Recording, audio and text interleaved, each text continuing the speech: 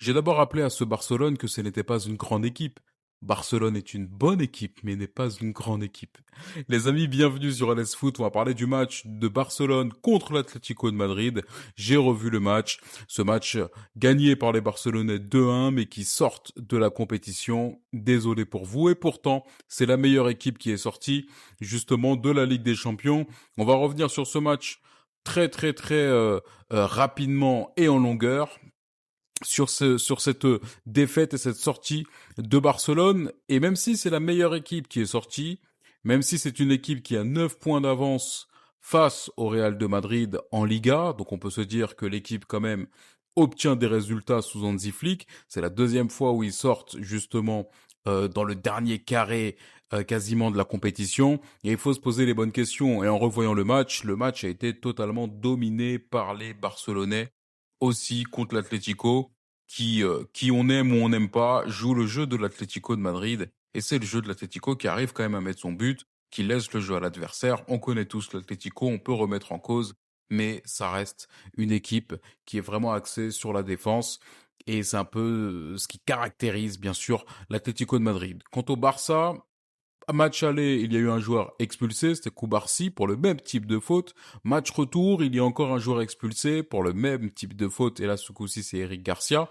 Il faut commencer à se poser des questions, non seulement sur la position de la défense, il y a eu pas mal de débats sur la position de la défense aujourd'hui, à savoir, est-ce que le Barça ne joue pas trop haut aussi, et se fait surprendre, est-ce qu'ils auraient dû mieux gérer aussi leur avance, ou mieux gérer le match, parce qu'il faut savoir aussi, pendant un moment, laisser le ballon à l'adversaire, et conserver le résultat ou en tout cas maîtriser l'intensité, et c'est ce qui fait la différence. Il ne suffit pas d'attaquer et encore attaquer, et c'est là qu'a été le problème de Barcelone, puisqu'ils ont attaqué et encore attaqué, et ils n'ont pas forcément marqué, et ils auraient pu largement mettre beaucoup plus de buts avec la tactique d'Hansi Flick de jouer aussi assez haut, mais c'est ce qui leur a peut-être coûté le but de Lookman, et on va revenir après sur Lookman et l'Atlético et l'effectif de l'Atlético. Mais le Barcelone avait la possibilité de se qualifier, c'était eux qui devaient passer. La remontada aussi était prévue, a failli se faire, et ils remettent en cause d'ailleurs l'arbitrage qui les a empêchés de faire cette remontada. Donc la remontada a failli se faire, le plan de de Barcelone a failli marcher. En revanche, je trouve que, on en demande un peu trop à ce Barça en Ligue des Champions, je pense, puisque la Ligue des Champions transcende les équipes, transcende les joueurs. L'Atlético que tu vas avoir en Liga n'est pas forcément l'Atlético que tu vas avoir en Ligue des Champions. Le Barça que tu vas avoir en Liga n'est pas le même en Ligue des Champions et ainsi de suite. Donc les joueurs sont quand même transcendés lorsqu'ils sont en Ligue des Champions. Donc on peut analyser la Liga ou le championnat domestique et une coupe européenne, mais ce n'est pas du tout la même chose. Et donc, pour moi, Barcelone paye le fait de ne pas avoir, par exemple, de grands attaquants. Le grand attaquant, alors même si Ferran met un but encore sur ce match-ci, avait déjà marqué ce week-end, est un très bon joueur, je ne pense pas que c'est un attaquant de classe mondiale qui fasse passer un palier à Barcelone. Et il faut pour moi que Barcelone renforce son offensive. Ils ont Lamine Yamal, ça c'est une certitude. Ils ont Ferran qui remplit justement le job et qui arrive à marquer, mais je suis pas sûr qu'un José Lu, par exemple, à la place de Ferran, ne mette pas les deux buts de Ferran. Donc il leur manque un attaquant de classe mondiale. Même si tu me diras qu'au Real de Madrid, ils ont un attaquant de classe mondiale et ça se passe pas comme prévu, c'est plutôt le milieu, en tout cas, et même Barcelone a un milieu de classe mondiale, mais qui est pas non plus un milieu extraordinaire non plus. La défense n'est pas non plus extraordinaire. Il y a des bons joueurs de ballon, mais est-ce que tu vas retrouver comme on disait, un Puyol? Est-ce que tu vas retrouver un joueur comme Pacho qu'on a au Paris Saint-Germain en défense côté Barcelone? Non, c'est pas ce que je retrouve. Je retrouve de très bons joueurs de ballon.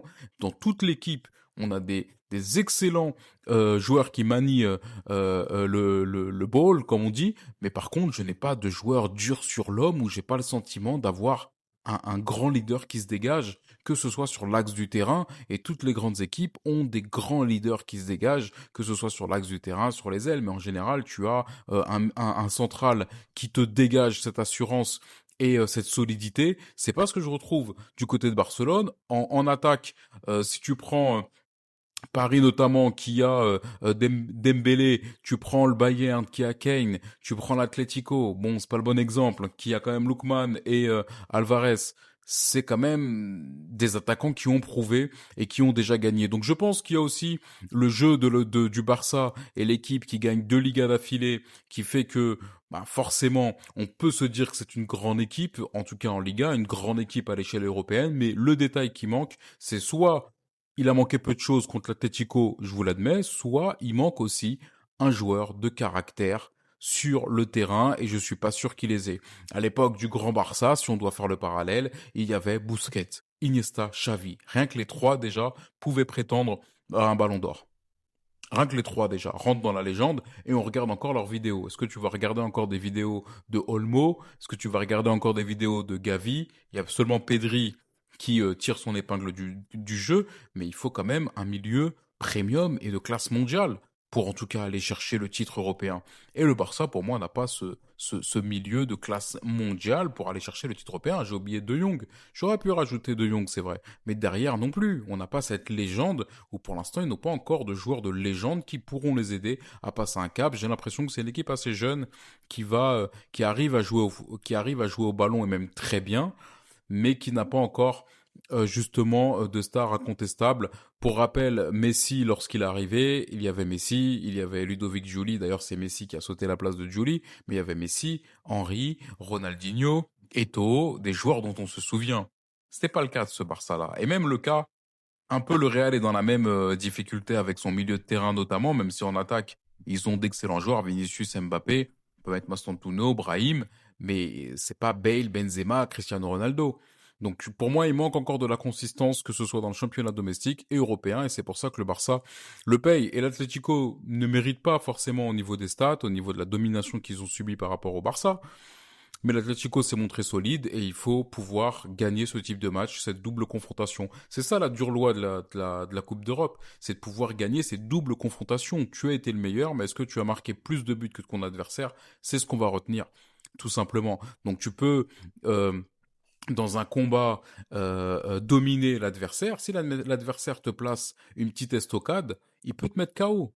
Il peut te mettre KO et pourtant c'est toi qui l'as dominé au point. Ou à contrario, c'est toi qui domines mais tu marques pas assez de points. Donc la Ligue des Champions, c'est beaucoup plus exigeant et je pense moi qu'il manque justement à ce Barça des joueurs de classe mondiale et de qualité qui pourront leur permettre justement d'aller au bout. C'est l'équilibre qu'a le PSG aussi, des joueurs que ce soit derrière, que ce soit au milieu et que ce soit devant, c'est des joueurs qui prétendent au Ballon d'Or. Oui, sur une saison parce que tout le monde a apporté collectivement, mais même intrinsèquement, c'est des joueurs qui depuis plusieurs années prétendent au Ballon d'Or et je suis pas sûr que cet effectif de Barcelone, sauf si vous voulez me contredire dans les commentaires, eh ben, a des joueurs de classe mondiale dont on verra les vidéos dans 10 ans, 15 ans, 20 ans. Dembélé, c'est le cas. Vara, c'est le cas aussi également. Derrière, Pacho, Marquinhos, des monuments. Pour l'instant, le Barça est une équipe, pour moi, jeune et qui attend son leader, son monument, et c'est pour ça qu'ils sortent à 2-1. De l'autre côté, l'Atlético, on les connaît, c'est une équipe qui peut aller sur le dernier carré parce que défensivement, ils sont préparés à souffrir, et sur chaque match, lorsqu'ils rentrent, ils sont préparés à souffrir, l'Atlético de Madrid.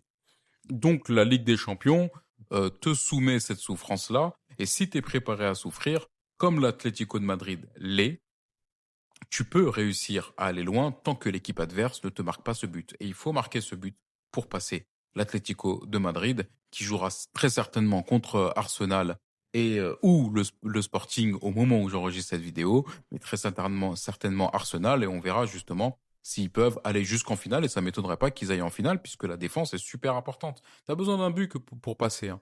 T'as pas besoin de 3, 4 de buts, t'as besoin d'un but et de marquer plus de buts que l'adversaire. C'est ce qu'a fait l'Atlético, et en plus, devant, ils ont quand même Antoine Griezmann, enfin au milieu, qui est capable de, sur un geste comme sur le but qu'ils ont marqué, eh ben, réaliser une prouesse majestueuse. Ensuite, tu as quand même des Llorente, des Coquet, des joueurs durs sur l'homme qui sont des morts de faim.